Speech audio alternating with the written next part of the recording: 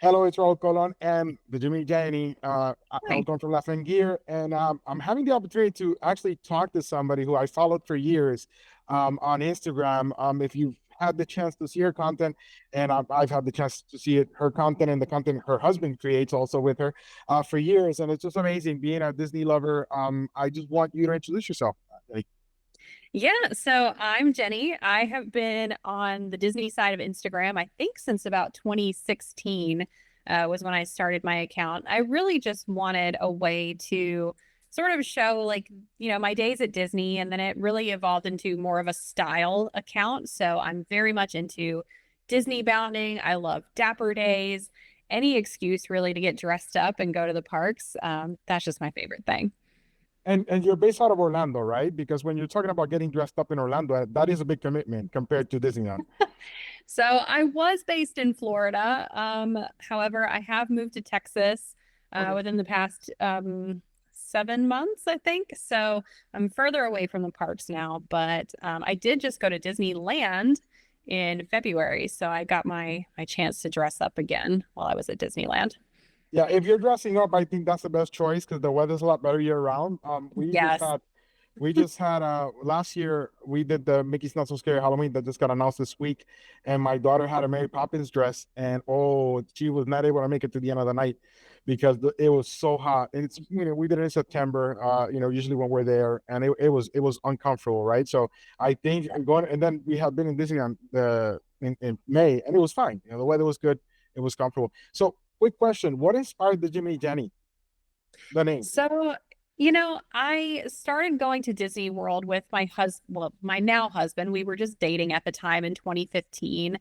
And I had just gotten into Instagram and I kind of stumbled across this hashtag DisneyBound. And I really wasn't sure what it meant at first. I thought it just meant that, hey, I'm going to Disney World, and these are my pictures. But I realized that it was actually about fashion and about dressing up and sort of being inspired by the characters. And I really just took that and ran with it. And it's evolved a lot over the years. When I first started Disney bounding, I would say my outfits were fairly simple. I didn't have a lot of money to spend on clothes at the time, but it really grew to evolve into like me thrifting outfits or making some of my own accessories, or one time I actually made a dress for Dapper Day. So, yeah, it's just been fun to kind of have that as a hobby that really has developed my style and just helped me express myself in a different way. I think that's kind of cool, right? Because I know a lot of people have read Marie Kondo, and she talks about bringing joy to your life and stuff like that. And one thing I do is my wife does a better job than I do when it comes to that. She'll buy like Disney merch and wear it. I think now I'm wearing more Disney merch because I live in Puerto Rico. It's hot all the time. Most of the t-shirts they sell in the park, so it's really thick for our weather. So yeah, but it's kind of cool that then it becomes part of like part of your life, right? Yeah. So how did your love for Disney start, and how does that tie into your love for fashion at the same time? So my love for Disney started when I was just a child. I grew up in Florida, and so my mom was also a big Disney fan, and I just grew up going to the parks and kind of sharing that with my family. And I took a break for about, I would say, 5 years from right after college until I met my husband, where I didn't go to the parks at all. But when I got back into it, it just felt so nostalgic and refreshing to be back in that environment and have all those happy memories come back. And so um, I can't say I was always super into fashion in that way, but I've sort of grown into that over time, and just having the opportunity to sort of create something together with my husband has been really special. And so I think that's kind of what has kept that going for me as a hobby. I think what's really cool, and this is what I perceive from all the years of watching both of you interacting in the parks, is I see a lot of people go to the parks and they're such a rush to get on rides and do many things, and that's how initially when this whole Laughing Gear project started for us, we're like, well, we should, if you're in the park and you have the privilege, especially how expensive it is to go to the parks nowadays, right? You have to enjoy it, and you see people in such a rush, and every time I see any photo of you, you know that took time. You know that it wasn't like you just stopped there and it just happened. And sometimes that might happen, but you can't consistently keep on doing that, right? So I think what I really enjoy from what I see in your feed, what I see in your stories is, I see the joy for Disney, and I see that you just take your time and you're enjoying just being there with whoever's around you. Well, Am I thank correct? you. Yes, thank you so much for saying that. I have been really blessed and fortunate to have lived in Florida for so long, where, I'm not like, say, a family that's visiting from far away and I have to get everything done. For me, that was really the beauty of my experience living in Florida, was that I could go to the park for half of the day and just sort of wander around, grab snacks, go shopping, meet up with friends. And I think that our style of photography sort of captures that as well. And I really love, especially being in the parks first thing in the morning, if you can, where everything is just a much more relaxed vibe. And that's really my favorite time of day to take pictures. Yeah, I agree. Like we went there, we were taking a cruise and we got there on Easter Day. And you know how holidays can be in the parks. I was like, Yes. this is probably was not a smart choice.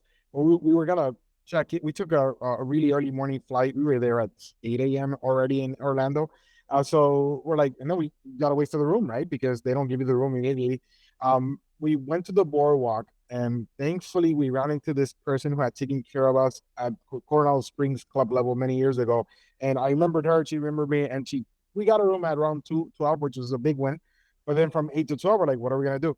And we walked into Epcot, and given how epic, if trials or the people who could get into Epic, literally most people I guess were there because the park was completely empty. And for us, one thing we like about Disneyland is that the park is set up for that, for you to just go in and have a meal, just have to enjoy time with friends and family. Orlando is not. Orlando is made up to like put as many people through there, and that's it. So it was kind of cool to just go in to the World Showcase to the back where Boardwalk and Beach Club entrance there, and just get to go to La Hal's and go to the bakery to the La Boulangerie and just have a meal. And it was so cool. And then I was so scared. I'm like, oh my God, it's gonna be so many people. I'm not gonna enjoy this. I'm gonna get my room. No, we were able to enjoy our time. And when our room was ready, we had a blast. So I agree. I have a quick Oh, question. You mentioned Dapper Day. Uh, if you're setting up a Dapper Day outfit or any other event, how do you draw the inspiration? How do you source each item? Can you give me a little bit of your process there? yes. So the process can be a little different each time, but really what I start with as the foundation is just looking at which park I'm going to be in for that particular Dapper Day. So I know at World, they tend to do spring Dapper Days at Magic Kingdom and Epcot, and the fall, the past couple of years, they've been doing at Hollywood Studios in Animal Kingdom. So I look at which park I'm going to be in, and I want to be in an outfit that's sort of inspired by that park in some way. Either there's a character there that you can meet, or one of the rides, one of the lands. So I draw my inspiration there first, and I kind of get a list of ideas. And the reason why I start off with sort of a big list is because I love to thrift. I really love to source a lot of things secondhand. And so I want to have a lot of options in mind when I go to the thrift stores. You just don't know what you're going to find. So, I might say for Hollywood Studios, oh, I can either do something Toy Story, something Star Wars, I can do something classic Mickey.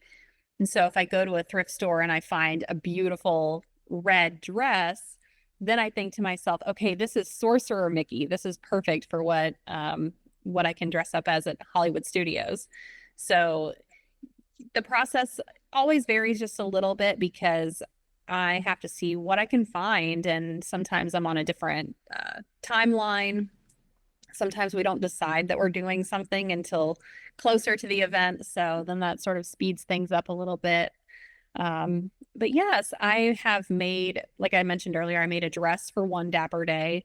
I've made accessories for myself. I just love to see what I can put together. And then the best thing about Dapper Day is just going and being around everyone else in their amazing outfits. And you just see so many stunning looks and you meet a lot of people that way. It's a really special time to be in the parks. I Yeah, I agree. And then sometimes I want to take photos of people. I don't want to bother them. I don't, they're Oh, having a good time. I don't want to stop them. Because that's me, right? I like to take more candid photos and stuff like that. But sometimes there's not an opportunity. Like we were walking around Disneyland, and we were in California Adventure, and there was this lady who was almost to the level of cosplaying, right? There was a very thin line in between DisneyBounding and cosplaying Cruella. And oh my God, I regretted that I didn't go ask her if I could take a photo of her because, it was so awesome. And then somebody posted a video by coincidence in one of these groups, and I was able to share it. But yeah, it's so amazing and it's so unique. And I think what's cool is it makes it easy for people to interact because again, in the parks, people are in such a rush sometimes. And I'm talking about the Orlando parks because Disney has a little bit more, well, it's way more relaxed. Yeah. So that's kind of cool. And then when I think of DisneyBounding, many times when people ask me, I just send them to your Instagram feed because it's the best way for people to understand. Can you explain from your perspective and your opinion the difference between DisneyBounding and cosplaying? yes. So Disney bounding is really just fashion, everyday fashion that is inspired by a character. So a lot of times with Disney bounding, you're playing with the color palettes of a character. You might have sort of nods to different things in your accessories. I love handbags. That's sort of my big thing. Also, your hair accessories. People will make ears that are inspired by different characters. Whereas with cosplay, you really are striving to look exactly like a character. And the great thing about Disney bounding is that you can Disney bound non-human characters. You can with cosplay too, but that's much harder, right? So it really opens up this whole world of fashion. And I think I'd really like to say that with Disney bounding, there's absolutely no pressure. There's no pressure to look a certain way, to be quote unquote good enough with your Disney bound. It's all about the intention. If you feel inspired by a character and you put that effort and energy into your clothes, then you are Disney bounding. And it's really a hobby that I call it a hobby. It's something that everyone can enjoy.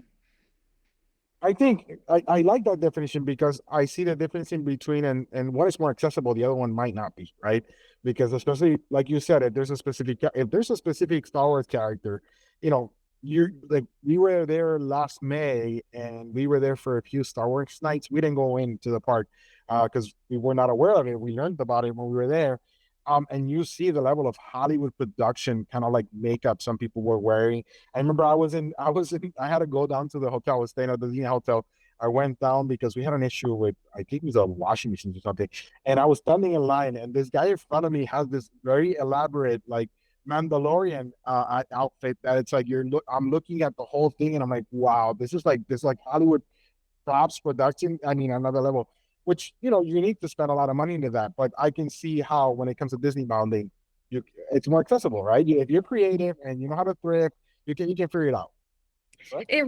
Yes, it really is more accessible. And frankly, for an occasion like going to the parks, it's a lot more comfortable. You know, it's really just an easy everyday way to sort of incorporate your love of Disney into what you wear. And there's also time and place for cosplay. Like you've mentioned, Mickey's Not So Scary Halloween Party, the Star Wars nights. Those are really cool occasions where you can wear a cosplay to Disney. And I have myself at the Halloween parties. Which one was your favorite one where you did cosplay? So well, not my first Halloween party, but the one where I wore my first costume was actually a character that I created. It was a mashup of Captain America and the Little Mermaid. So I called her Captain Atlantica. Okay. I had a Captain America shield that we custom painted in Ariel's colors, and that was so much fun. And then the year after that, I wore my Captain Carter cosplay to the parks for the Halloween party. Okay. Captain Carter is? Captain Carter, if you are familiar with the Marvel What If universe, Oh, she is Peggy Carter, Steve Rogers' sort of love interest, who in an alternate reality receives the super serum and she becomes just as powerful as Captain America. Yes, so she's got the shield and the suit and everything, but with the British flag instead of the American flag. that's super cool. Like when I was a kid, I used to read a lot of Captain America comics and stuff like that, but never been into the what if. I'm sure my daughter and my wife probably know about this, but I'm not that into it. But it's kind of cool to hear to learn about Captain Carter. I'm gonna have to look her up.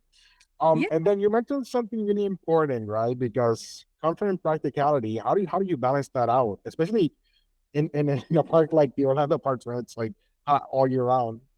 Yes, so it is a challenge for a good portion of the year in Florida to Disney bound the way that I like to and be comfortable at the same time.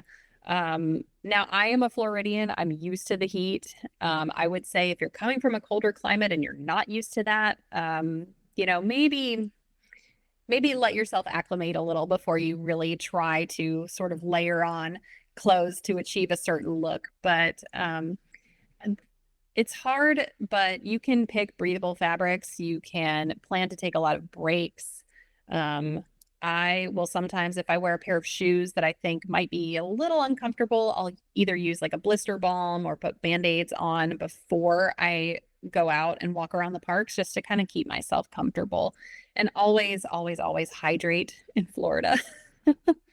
That, yeah, I think that's great advice because I see it in the Facebook groups, everybody like who's not used to being in the hot weather. And when I was in the military, I remember going to South Carolina, and then we were moved over to Kentucky in middle of the summer, and you could see like we lived in hot weather year round. Like in Puerto Rico, it doesn't get any cooler than 75 degrees usually.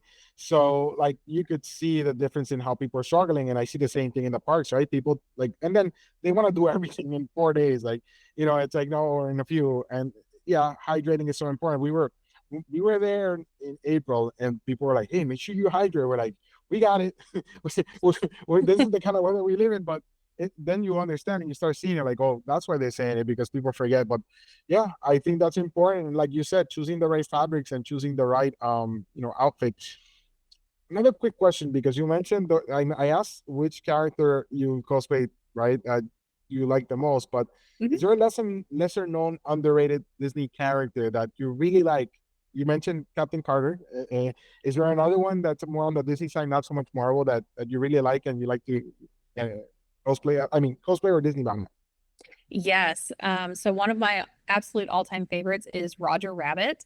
You may notice I have some Roger Rabbit stuff on my wall I behind see the me. photo. Yes. I have Disney bounded Roger Rabbit multiple times, both in Florida and in California. I've worn really my Roger Rabbit Disney bound as a cosplay to conventions as well. So I'm just always going to be a fan. I love the ride in Disneyland. And I'm also a big Mr. Toad fan. I am old enough that I remember when Mr. Toad's Wild Ride existed in Florida. And I was very, very sad when they got rid of the ride in Orlando. So I've just always had a thing for Mr. Toad, and I love going to visit him in California. Yeah, like I started going out with Disney as an adult, right? My first visit was Disneyland California in 2005. I was 25 years old. And then 2007, I went with my wife and she hadn't gone either. So we never got to see Mr. Toad until we went to California. And then, there is a few Easter eggs around the park that still honor him. And it used to be where the Winnie the Pooh ride is right now in Disney World, correct? Yes, so it's where Winnie the Pooh currently is. But one fun fact that I love to share with people is when you're leaving the Haunted Mansion at Disney World, if you look at the pet cemetery that's outside, there is a Mr. Toad statue there amongst all the other pets. So I always love to stop and say a few words for Mr. Toad. That's funny because when you said visiting Mr. Toad, I for some reason I pictured his statue honoring him at the Haunted Mansion, and then I think there's a deed. I think it's the owl. I forget the name of the owl in the pool. Like I think it's Mr. Toad passing the deed to the owl of Winnie the Pooh. I think it's Mr. Yes, Owl. Isn't that his name? yes. So Mr. Toad does hand the deed over to Owl. That picture hangs in the part of the ride that is Owl's house. Exactly. And then here I'm going more into what I like, which is photography. Can you give us can you just walk us through a typical day of how do you decide where you're gonna take a photo? Obviously, you gave us a little bit of how you plan the outfit, but how is it like in a typical photo shoot day? Yes. So typically, whenever possible, my husband and I will rope drop a park. I will have already planned my outfit and I sort of have an idea of where I want to take pictures in my outfit, but I really try to stick to areas where I can avoid the crowds. I will never ask someone to move out of the way of my photo. I just don't like to be that person. So, first thing in the morning, you really have access to a lot more areas where there just aren't a lot of crowds. And even if there are some people milling around, you can usually just be patient and kind of wait for folks to pass. Um, but I do that because not just the crowds, but also with it being in Florida, especially with the heat, the humidity, everything, I know that I'm going to look my best first thing in the morning before that humidity has a chance to get to me. So that's usually our strategy in the parks is to get those pictures first thing. And I think that's the difference in between somebody who's a local at the parks or goes often and somebody that doesn't, right? Is that consideration of like they're on vacation, we don't want to bother them, right? As a photographer for myself, and most of the photography I've done is in protests and stuff like that. If I'm taking photos of a protest, I can't tell the cops to move, so I gotta find a shot, right? Right. You know, but then if it in your case where many times you're uh, the composition of the photo includes a lot of the background of what's going on. It's smart to go in and rope drop. Like not all rope dropping has to be to get on a ride, right? And I think Exactly. that's what I like about getting early to the park is just not having the crowds, especially because look, when we go in September, which we spend a lot of time in September there, it gets so hot that we go in the morning and then by 10:30, 11, we have lunch and then we go to the hotel. Yeah. But then you know, it's a good opportunity also to take photos. So maybe I'll write a blog post about that, and you can help me, which is the other reasons why you should drop a rope drop, not just going to getting on a ride. Yes, absolutely. And then, do you have any tips of posing in character? How do you represent a specific character? Let's say Roger Rabbit, who's your favorite character. Right. So if I'm Disney bounding, say Roger Rabbit, and I want to get some fun pictures like that, I might, if I'm wearing overalls or suspender straps, I might kind of tug on those. That's a very fun Roger Rabbit thing. I might, hold my hair out like it's his ears. I just kind of adopt a goofier nature. As opposed to like when I Disney bound a princess, I'll try to keep my gestures very delicate and princess like.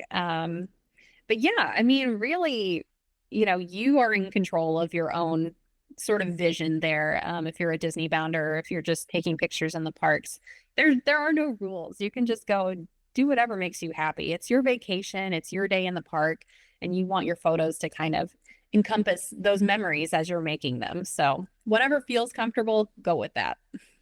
I think that's important, right? Because, like you said, like a lot of people, they're just taking a million photos, and they're probably not even gonna take a look at those photos. Like you're on, like you get dark ride, and you see people filming with the flash on, and it's like you're never gonna see that video again. But now you're ruining everybody else's experience, right? But I think that's critical, right? And when we chose the name Laughing Gear, part of that is actually giving people tips and advice so they can enjoy the parks more. And if like you're taking photos, I used to live in front of the beach here in near San Juan, and I would sit on my balcony and see how people would just waste 3 or 4 hours of the vacation just taking forced photos, right? And it was like I remember one time, I kid you not, it was so bad. They were there for like 2 hours and a half, and all they did was photos, photos, photos, photos.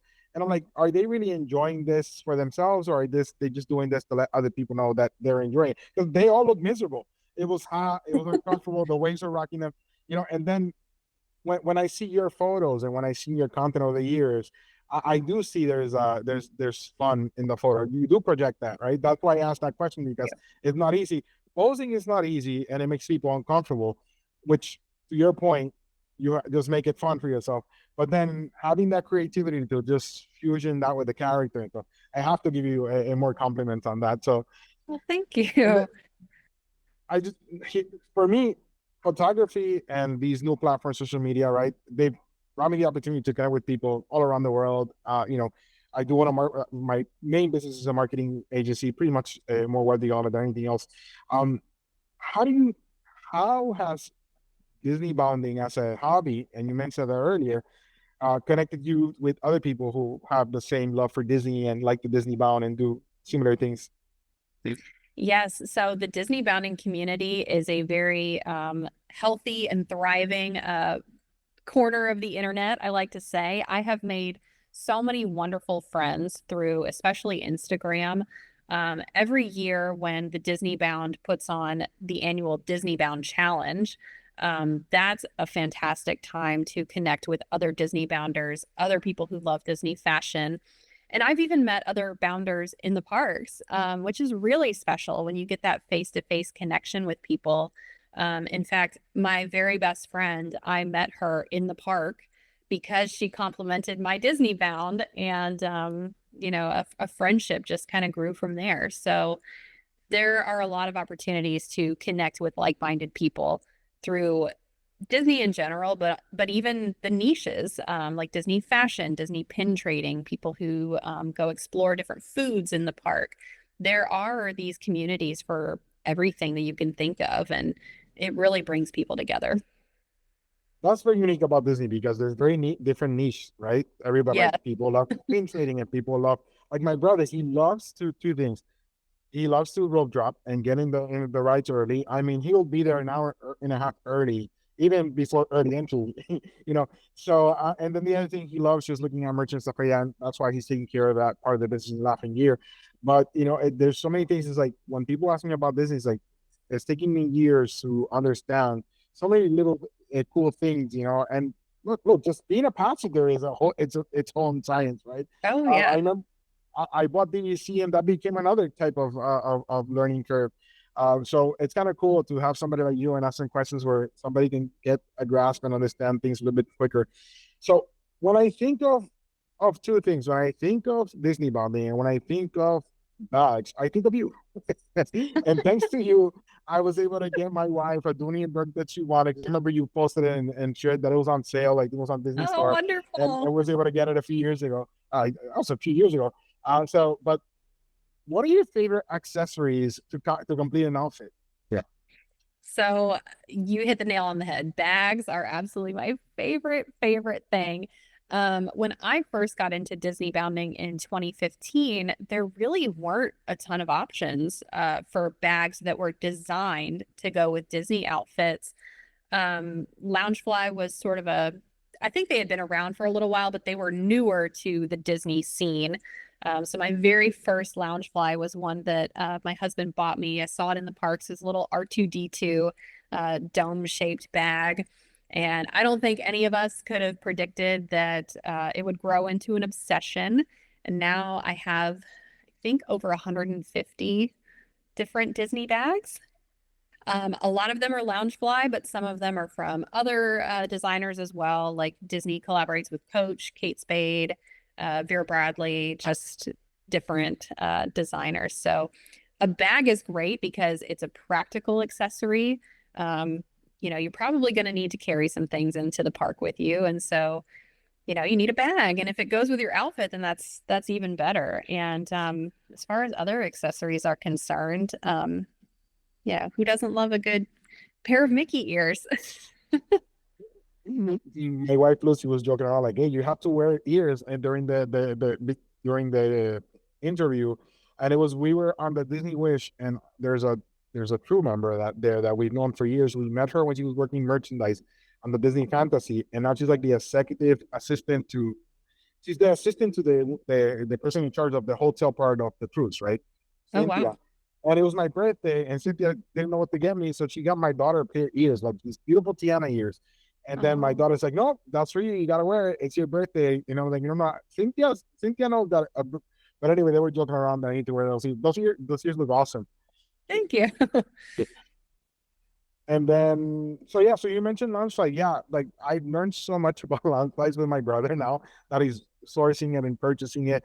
And like just the other day, we found this it's a haunted mansion special launch flight, and for me, he paid more than he should have. But apparently, the launch flight costs a lot more than what he paid for. So it's kind of interesting.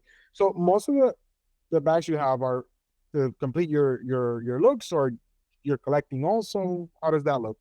It is a little bit of both. Whenever I buy a Loungefly, I always plan to use it. I wouldn't buy it specifically to not use it. Some of them it has taken me a little bit of time to kind of get around to making Disney bounds to go with. So some of them have only sat on the shelf, but I do try to use them all. Yeah, no, and like, and the good thing is now you have so many options because, like, again, I walk around the parks and, like you said before, there was just so many, right? But now you walk around the parks, you go to the mall, and even in the mall, there's different types of, like, in these other stores, like, what is it, Lunchbox, and and Hot Topic. There's so many different. It doesn't matter what character. We were walking when my brother started with the idea of doing this business last September, and we were walking in December out of my sister-in-law is a little bit like you. She has way more bags than she should have. The thing is, at least you're doing Disney bounding. My sister-in-law, they're just sitting there, right? So we were walking, and she had a specific Bambi lounge slide, and we're walking, and this lady starts running behind us. We're thinking she's trying to, like, either ask for, like, a donation, something. This is at the Florida Mall, and she's like, "Where did you get this bag?" And my brother, since I've been setting up businesses since I was a teenager. My brother, he's always been an employee, you know. So my brother's about to tell her where he found the bag, and I immediately stopped her. I stopped him and I said, "We can get you one if you want," you know. And then it was kind of cool just to get that interaction at the mall with, and that's when I realized, like, wow, my brother's into something, because for somebody who walked behind you, either we thought we were getting mugged or somebody's going to ask for money. And it was that this lady was so intrigued by the launch fly that she had to run behind us because she wanted to give it to, this is the beginning of December. She wanted to make a gift out of it. So that's kind of cool. And then out of the new style of bags, is there, because I mean, now you have different brands, like you said, Burr Bradley and stuff like that. Which Oh ones are yeah. kind of like catching your eye more now? I feel like every company that has gotten into the Disney handbag space is really just upping their game all the time. Loungefly has put out some really special bags. I have one from the 50th anniversary of Disney World that is genuine leather, with like the gold hardware on the ears. That one is really nice. Um, Coach has made some really beautiful, durable bags. I just feel like everyone is sort of more into it now, and they're really just upping the game with every release. It's tough to be a collector because there's so much out there that I just would love to have all the time, but because of space constraints and not having a money tree in my backyard, I have to sort of control the impulse to buy them all. No, and taking care of them, because don't get me wrong, launch slides are very delicate. You know, the first launch slide I bought my wife, it's like we have our owner's locker, which if you're DVC you can keep it. It's like, oh, so we don't have to carry a lot of stuff when we go to Orlando. We go so often that and that one is in such bad shape. We have it as a backup within the owner's locker because she used the crap out of it, you know? And then, like, when you think about it, just I can't imagine maintaining 150 bags, making sure they're all intact, right? Now that you're in Texas, I think it's better because with the humidity in Orlando, that must have been even more challenging. But yeah, and then I have another question because I love bags too. I just love different bags, right? Being ex-military and being a photographer, I always have like a bag for something specific. Like I just got the DJI Osmo Pocket, and then I also bought myself an Insta 360. And I went to Marshalls and I grabbed the bag, and my daughter's like, my daughter, my wife, like, you need another bag? Like, yeah, because this is perfect for like just carrying the small cameras, right? Yeah, so I understand that feeling, and I don't have more bags because my wife doesn't let me. Oh. Okay, so last question on the bags. If you're gonna, what is your, so two questions. Which one's your favorite one right now though, of the bags you own? And which one is the most practical when it comes to like spending a whole day at Disney with the things you need to have at Disney? Goodness, it would be so difficult to pick a favorite. But I will say that for Christmas, my husband bought me a Kate Spade bag that has Kermit the Frog on it. So that one is really special to me. It's like in a heart shape and it has Kermit. That might be my current favorite. But I think as far as like a day in the parks are concerned, I love that Loungefly really specializes in these backpacks. For me, they are just the perfect size to take all the essentials around. They're big enough that you could fit a water bottle in them if you need to. You could put a camera. You could, of course, have your phone, keys, wallet, your pin trading lanyard. I just love the backpacks, and then having the freedom to kind of throw it over your shoulder while you're on the go. It, I think they were really on to something when they introduced the mini backpack. I think the most important thing is if you're getting on rides, it's easy to put anywhere also, right? And Hmm. then not everybody's used to walking 7 or 8 miles a day. I walk, but I don't walk that much, right? So I kind of, it also makes you limit and curate exactly what you need. And I think they're perfect for the items you need. And then, like you said, they're so practical and easy to carry. So, um, is there any Disney bound project you're working on that or you're thinking of doing that you haven't started that is in the works, or are you like how far out do you think something out, right? Because for example, Mickey's Not So Scary Halloween is coming up in or Oogie Boogie Bash on this year. Do you how far do you plan those outfits out if you're gonna go to the event? For a bigger event like Dapper Day or a Halloween party, I would try to generally plan a couple months out. That's not always possible. But if I have the time, I'll try to start planning nice and early. But as far as like my, usual park day outfits, there have been times I don't decide on what I'm wearing until the night before. Um, I I'm fortunate that I've been able to accumulate a pretty solid wardrobe over the years, and I can usually. I think my internet failed me. I'm so sorry about that. No worries, no worries. So we'll just stitch it up, no problem. So let's go back to the question to the beginning. Mhm. How far out do you plan your outfits if you're going to the Oogie Boogie Bash or, for example, Mickey's Not So Scary Halloween or Star Wars if you Yeah, so for things like the Halloween party or for Dapper Day, if I'm able to, I like to start planning those a couple of months out. Sometimes I'm able to do that, sometimes I'm not, but usually if I have more time for those events, I will use that time because those are more involved. But as far as like just going to the parks for a day, there are times I don't decide on an outfit until the night before. Um, because the weather can kind of change. Maybe I've had an outfit in mind, but then I find out the forecast calls for rain and I don't want to wear that same outfit. So I'm just trying to switch it up. And, I'm very lucky that I've been able to build a very big, very solid wardrobe over the years. So I can usually reach into my closet and find something that works. And of course, I have tons of accessories at my disposal. So, yeah. For a typical Disney bound, I might spend a day or two working on it. If it's for a vacation, like if I'm going to Disneyland, then I'll usually spend a few weeks kind of putting together my outfit lineup. Super.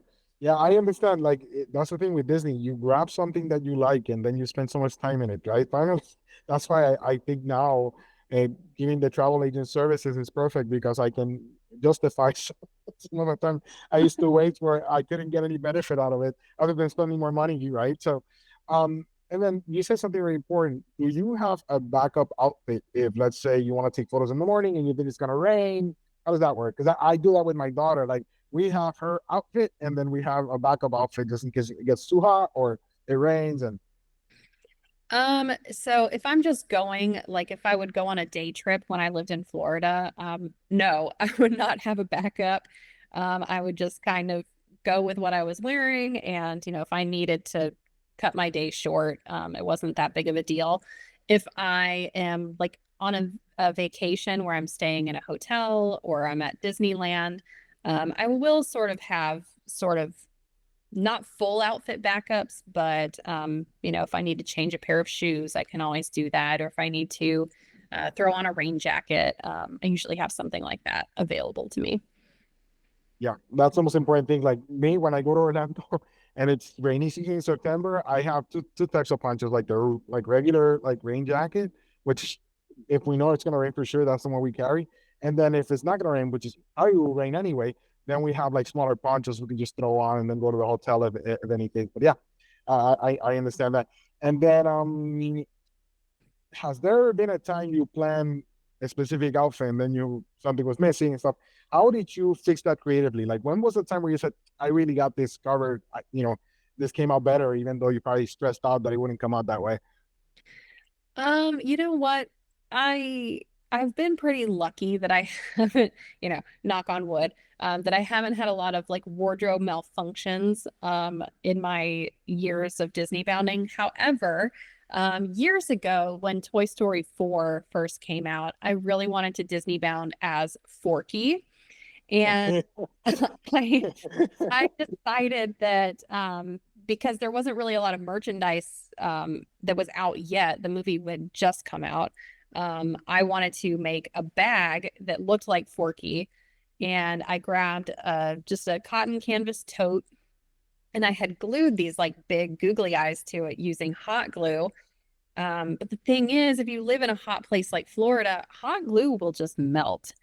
And I didn't think about that. So I got out of the car with this bag, and immediately one of the big googly eyes on this bag that I made to look like Forky just falls right off. And I thought, well, that was my big accessory for this outfit. That's so upsetting.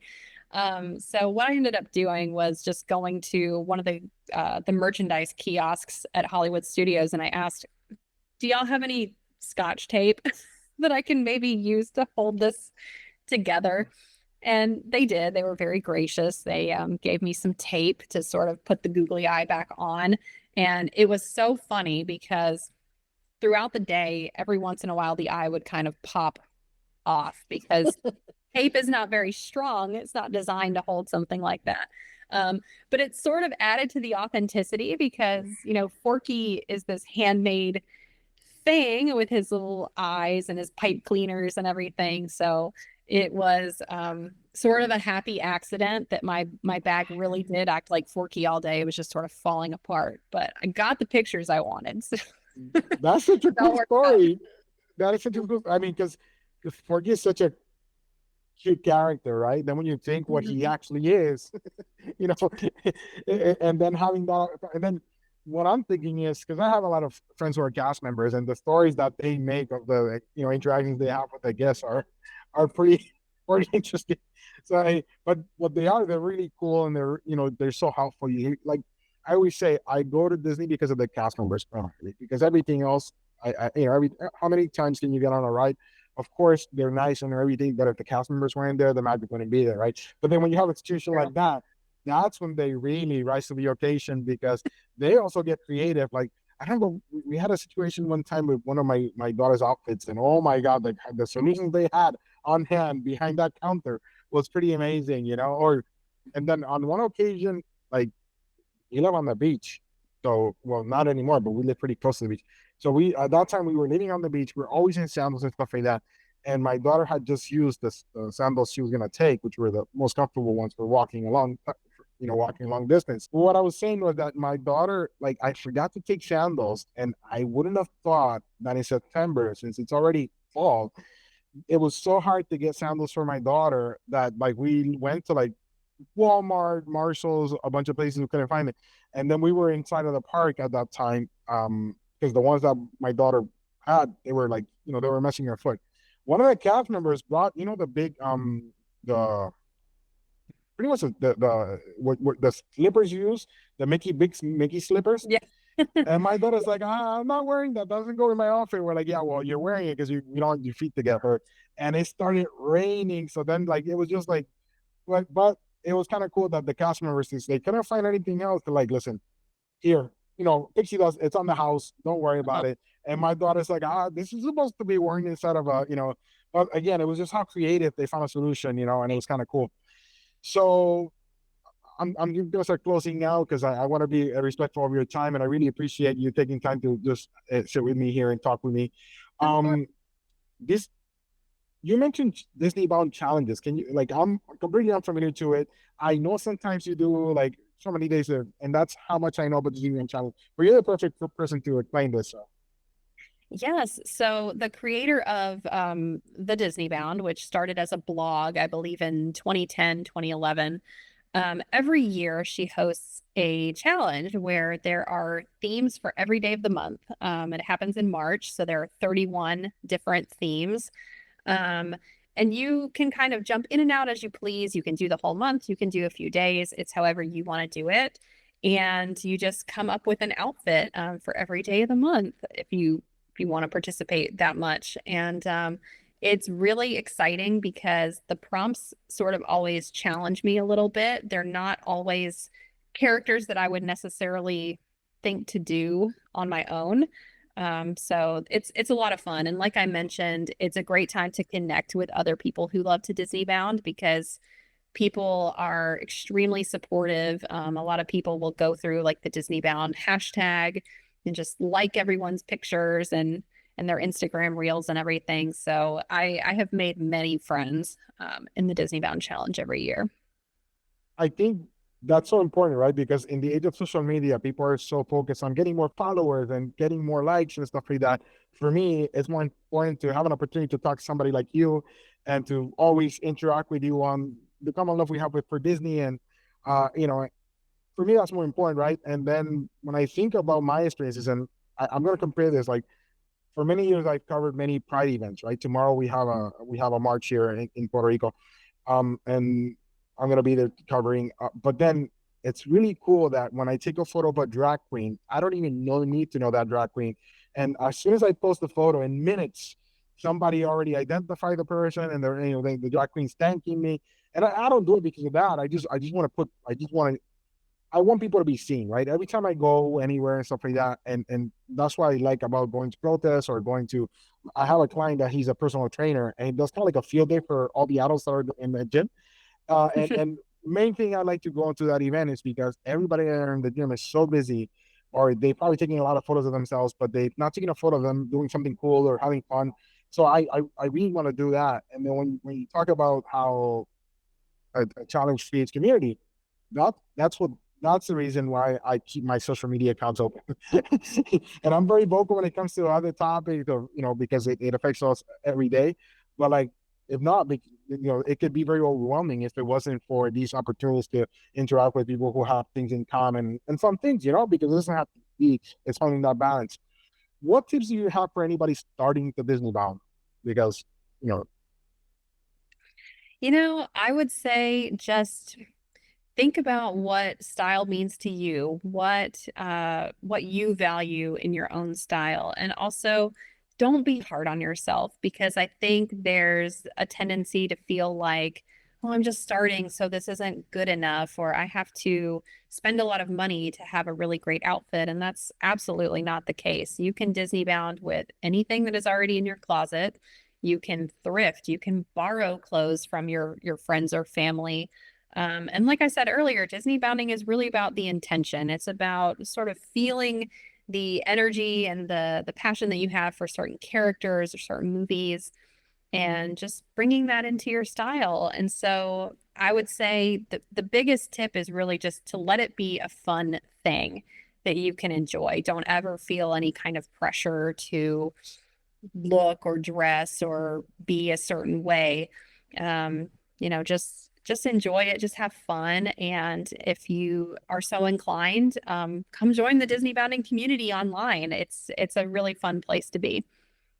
so if somebody's starting, you already mentioned the Disney bound. What places can people find information for that?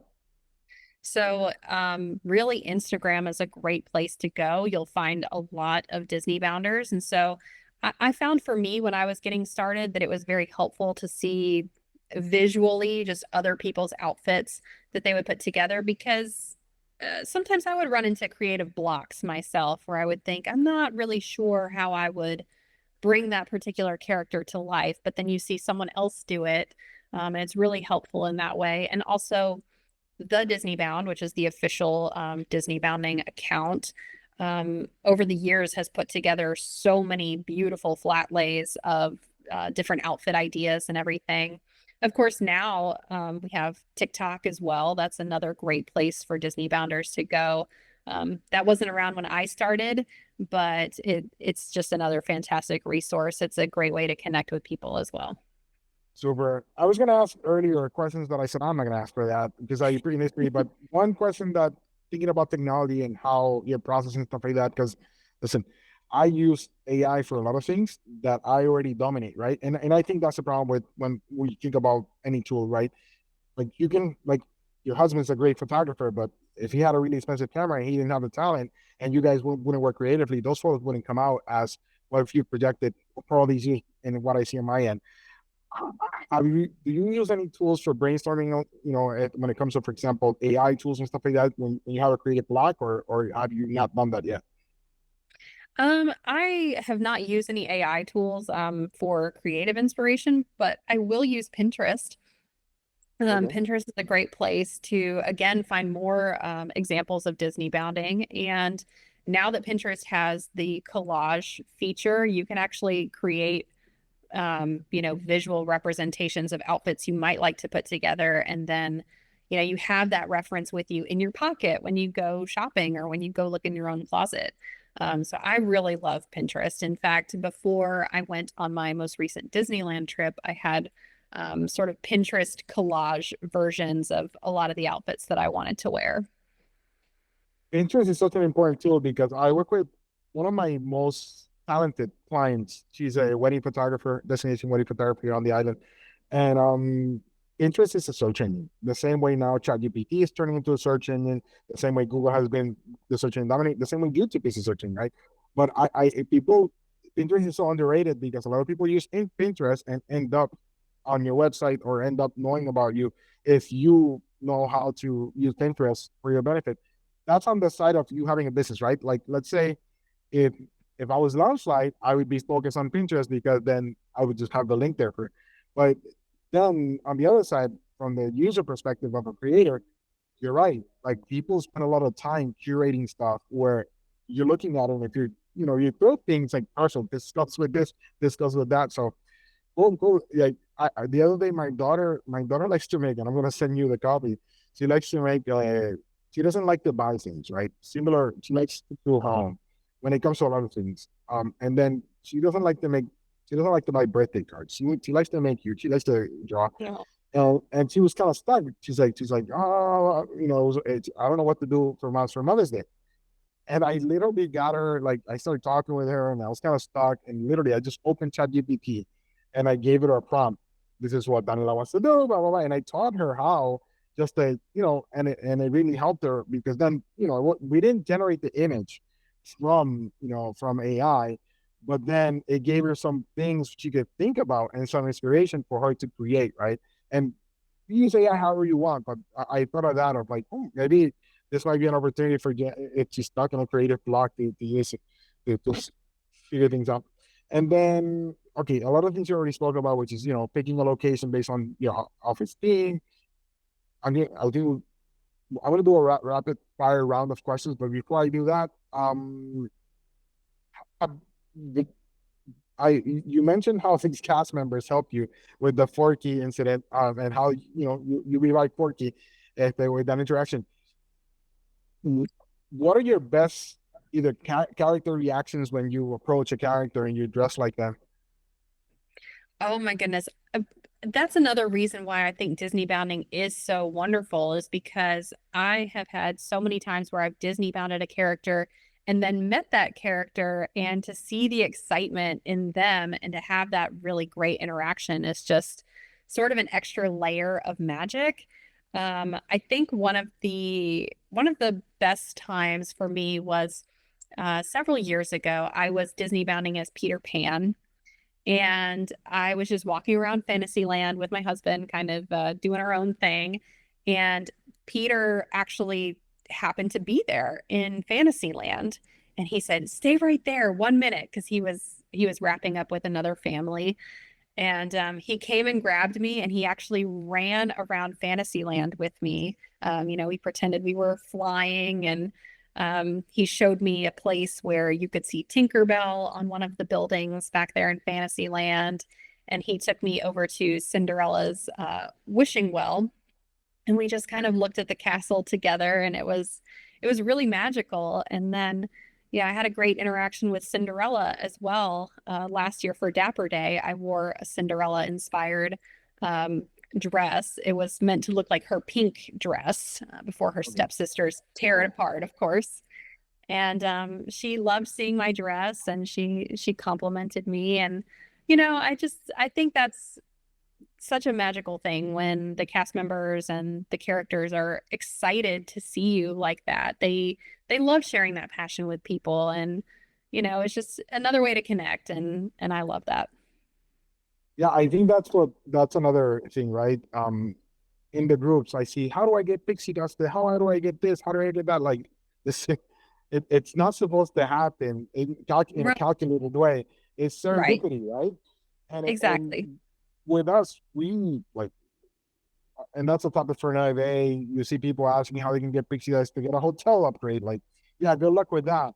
But then we've had so many cool experiences because of like we've taken the time to think something out, and then it comes out because there's a lot of planning into your outfits, into your look, into the whole concept, and the cast members they see it. We so my I many years ago I bought my daughter a Mary Poppins dress from Disney store, and I guess they weren't very popular because they were going on clearance, and you know how expensive those outfits can be when you initially buy them, right? I think I bought it for like $30. I bought this outfit for like $30 on the internet. She wore it, and then given that my daughter has really black hair, when we went to the parks, she started getting more compliments wearing that, princess outfit or than any other. So then she wanted to wear it more. And then Oh, she also saw that nobody else had the outfit. So it was kind of cool because, usually she would wear a Moana dress and there's like 15 more Moanas in an hour, right? So then what happened was that she grew out of it, and then we had to move. This is about 2 years ago, 2 years and a half ago, and then my wife gave it away so another girl could enjoy it. no. And usually my daughter's very relaxed with that. She doesn't like to keep things that she doesn't need and stuff like that. But then my wife didn't ask her. She's like, "Where's my outfit?" So I was able to convince one of my friends who's a designer who does this.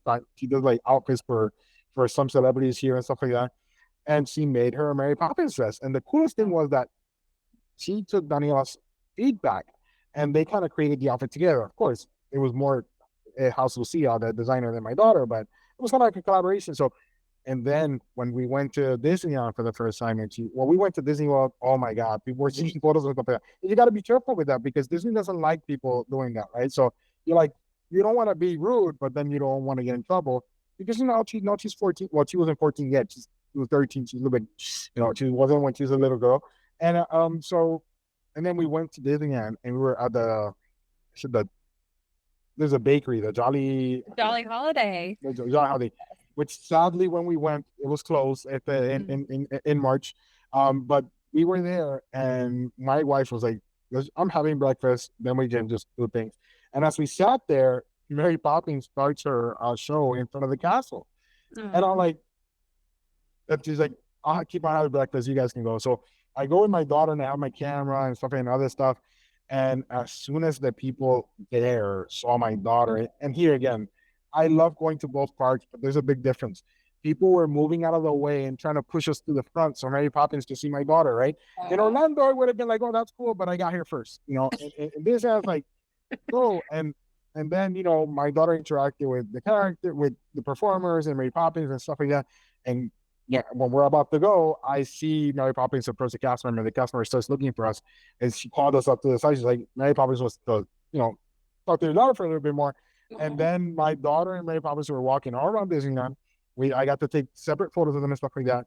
And that was so cool because we had a similar experience many, many years ago when she was 5 years old with Snow White. She was just Snow White, and that's even rarer in Magic Kingdom, right? But we were there.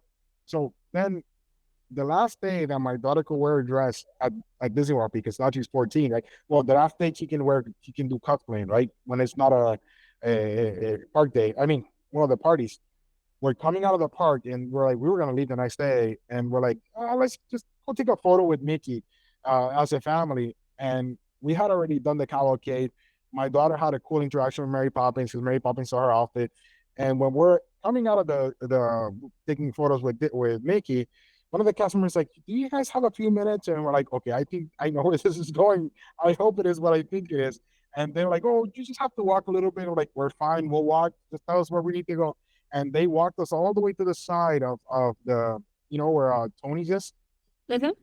and Mary Poppins came out like 3 minutes later just to interact with my daughter and walk all around Main Street with my daughter. And I was like, we're about to cry and stuff like that. But then it's like she's worn a Mary Poppins outfit for years, and that just happened, in two occasions. And it was kind of Mm, cool that it was the last day that, but those interactions for me are these memories that I'm never gonna forget.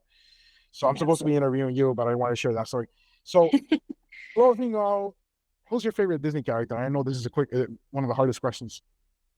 So hard. I have always loved Ariel. I'm always a Little Mermaid fan. Um, I wonder I why. I know. And I love Princess Anna from Frozen. She's another favorite of mine. So it's tough. It's probably between the two of them as to who like my absolute favorite is. But yes, I just love those princesses. I like Anna. I like Anna. Since I'm from the islands, I like more Moana now.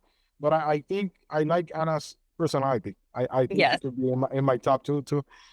What is your most underrated park snack? I know we're not talking about food, but Ooh, underrated park snack.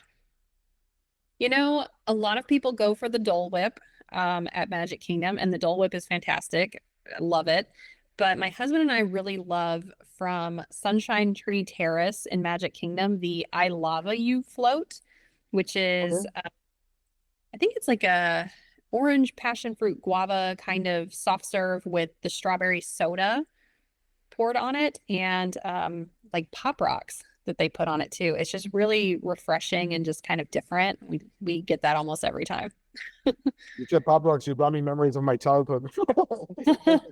Yeah, I'm gonna have to try that. Look, being from the island, I love passion fruit. That's like my favorite fruit, right? Plus, have you ever seen the flower?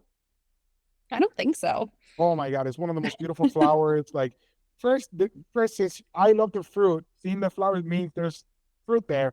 But it's such a beautiful flower. I'll try to find a photo of the flower. But yeah, I'm gonna have to try that one. Yeah, I think it was yesterday. Somebody asked on Threads if it was Dole Whip or churro. I said if it's Disney, I said churro. If it's but if it's Disney World, it's definitely a Dole Whip because Disney World churros are, Yeah, they're not the same. they're stale. We went to a BBC event in when was it?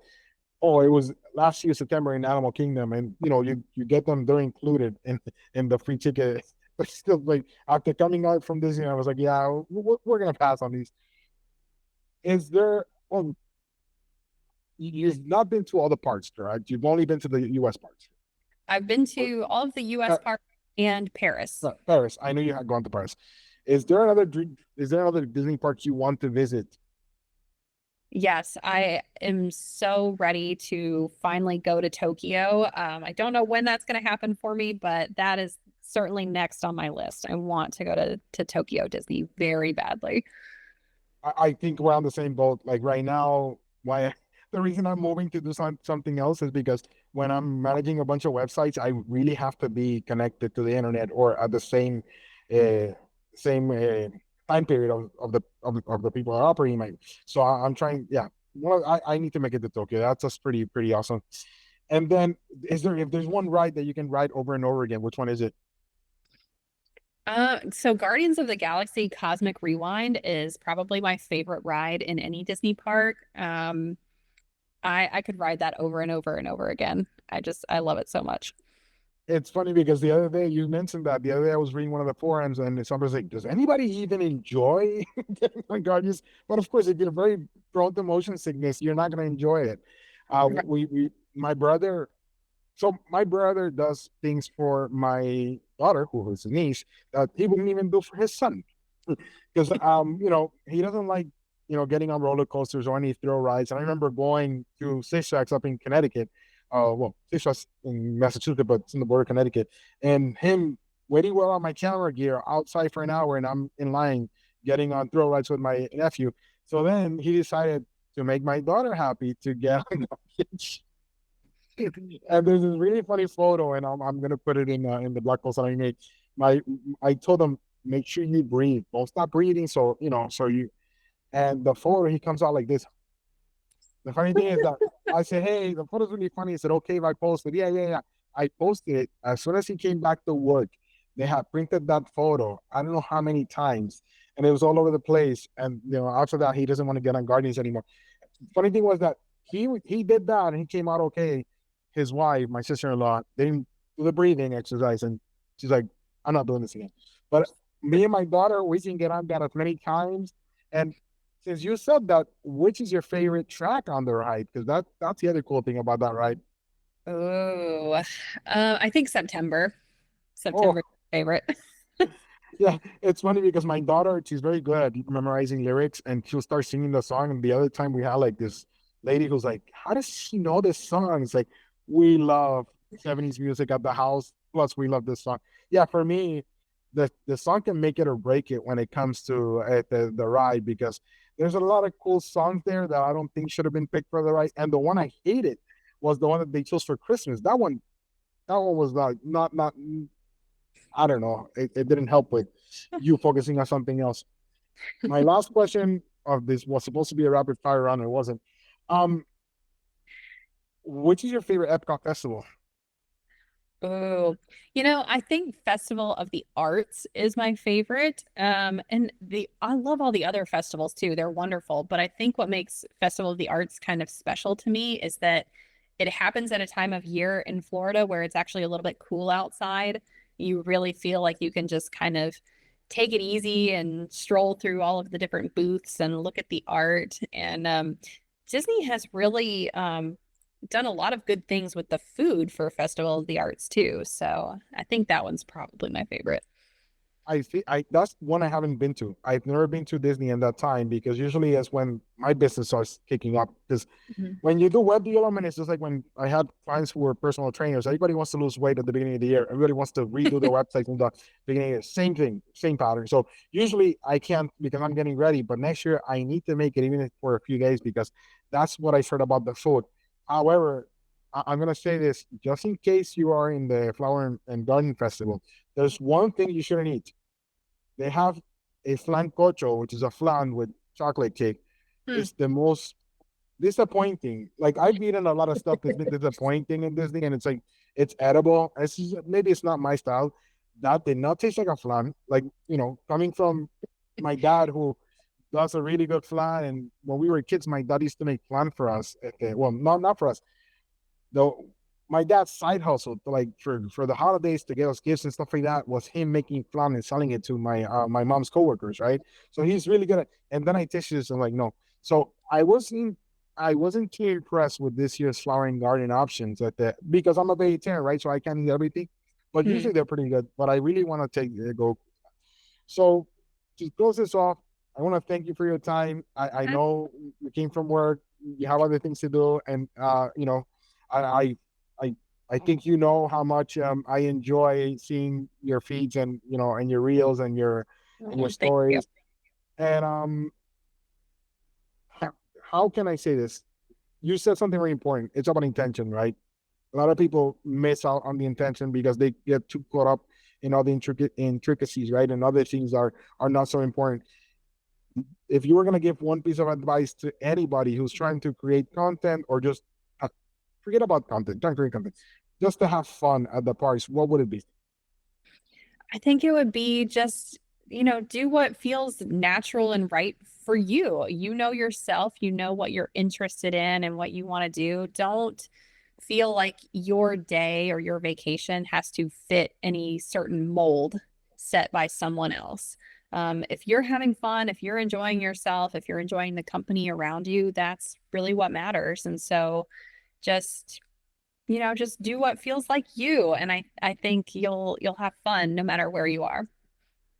I think that's the best way to close it. Being authentic is probably the easiest thing anybody can do, but sometimes it can be hard for somebody to accept that, right? So thank you so much. I'm Raul from Laughing Gear. Where can people find you? Sure, they can find me. I'm the Jiminy Jenny on Instagram and on TikTok. I'm much more active on Instagram, so come find me there. Thank you. I'll make a note of all her profiles, and we're also going to create a blog post in laughinggear.com on this specific just interview. And thank you again. Absolutely. Thank you so much for having me. It's been a blast.